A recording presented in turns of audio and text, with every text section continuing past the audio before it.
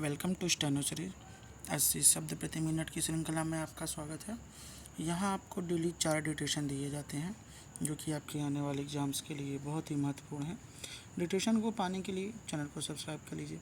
डिटेशन अच्छी लगे तो उसे लाइक करिए और अपने दोस्तों के साथ भी ज़रूर शेयर करिए। डिटेशन स्टार्ट होगी 5 सेकंड बाद।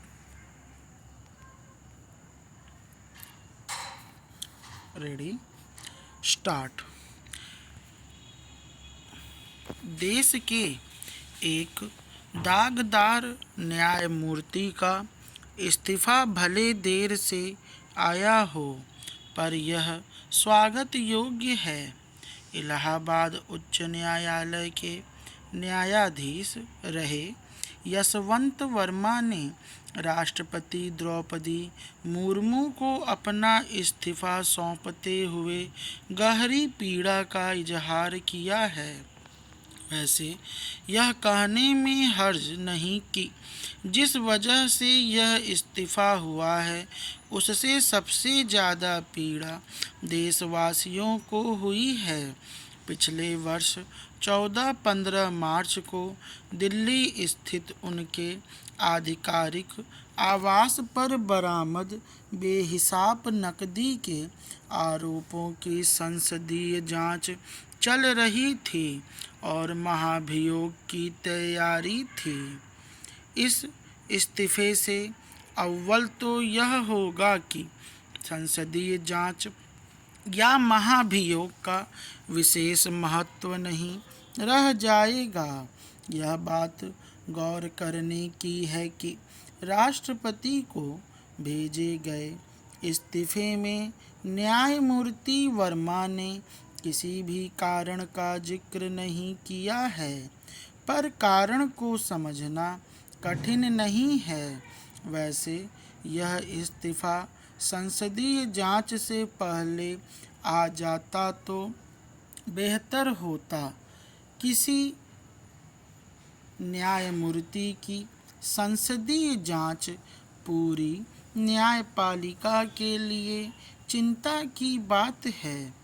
प्रबल आशंका यही थी कि इस जांच के बाद संसद में महाभियोग लाकर न्यायमूर्ति को हटाया जाता। एक तरह से अच्छा ही है, अब महाभियोग की नौबत नहीं आएगी। दरअसल संविधान ने न्यायपालिका में सेवारत लोगों को कुछ विशेष सुविधाएं दे रखी हैं ताकि न्याय की प्रक्रिया निष्पक्ष एवं निर्भय ढंग से पूरी हो। यदि इन सुविधाओं या विशेषाधिकारों के दुरुपयोग की छोटी शिकायत भी होती है तो यह न्यायपालिका के लिए बहुत गंभीर बात है। संविधान ने तो पूरे विश्वास के साथ एक न्यायाधीश को इतनी सुरक्षा दी है कि उसे हटाना स्वयं न्यायाधीशों या सांसदों के लिए भी आसान नहीं है। यहीं बाबा साहब भीमराव अंबेडकर की याद आती है, जिन्होंने संविधान निर्माण के समय ही 25 नवंबर 1949 को सबको चिताया था कि संविधान कितना भी अच्छा क्यों न हो, यदि उसे लागू करने वाले लोग बुरे या अयोग्य होंगे तो वह अंततः बुरा साबित होगा। बाबा साहब की यह बात सदा सही साबित होगी। संविधान से चलने वाले देश में अच्छे लोगों की ज़रूरत कभी खत्म नहीं होगी। सावधान, बुरे तत्वों को यदि किनारे नहीं किया जाएगा तो हमारा संविधान भी हाशिए पर चला जाएगा।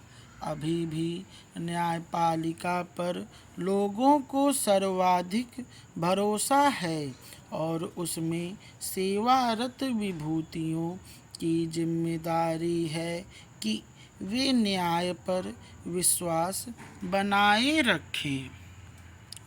काश ऐसा हो पाता कि लोकसभा अध्यक्ष को जांच के लिए 3 सदस्यीय समिति बनाने की ज़रूरत नहीं पड़ती। बहरहाल दागी जजों को हटाने की प्रक्रिया आसान होनी चाहिए। गौर करने की बात है, इस मामले की सर्वोच्च न्यायालय ने आंतरिक जांच कराई थी, जिसमें न्यायमूर्ति वर्मा के स्पष्टीकरण को असंतोषजनक माना गया था। स्टॉप।